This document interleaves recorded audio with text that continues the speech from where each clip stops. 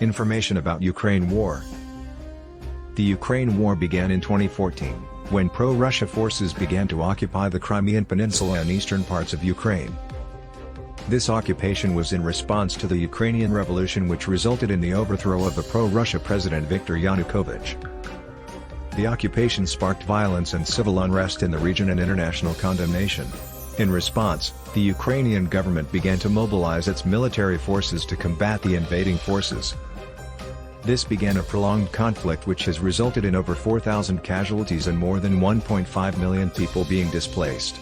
The war has also greatly destabilized the region, causing economic hardship and political unrest. The international community has struggled to find a peaceful resolution to the conflict, with both sides refusing to negotiate. The crisis has been further complicated by Russia's continued support of the pro-Russia forces.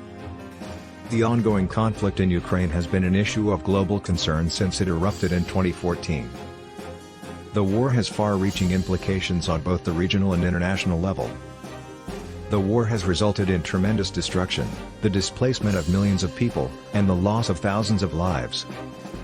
It has also become a major source of political tension between Russia, the United States, and their respective allies. This book will provide an overview of the conflict and suggest strategies and approaches to achieving a peaceful resolution to the crisis.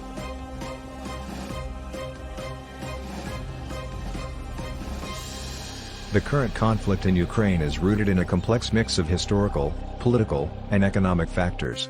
This chapter will provide an overview of the major causes of the conflict and the key players involved. This chapter will focus on the role of international actors in the conflict, including the United Nations, the European Union, and the United States. It will also examine the role of Russia in the conflict, and explore the implications of the US and EU sanctions against Russia.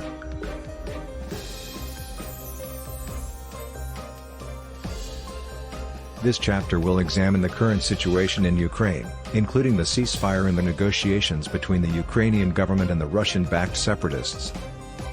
It will also discuss the role of human rights organizations, and the need for an international monitoring mission in Ukraine. Check out LondonFinanceGlobal.com. This chapter will explore potential solutions to the conflict, including the possibility of a federal system of government, the demilitarization of the conflict zone, and an international peacekeeping mission. It will also discuss the need for economic and political reforms, as well as for longer-term strategies to ensure peace and stability in the region.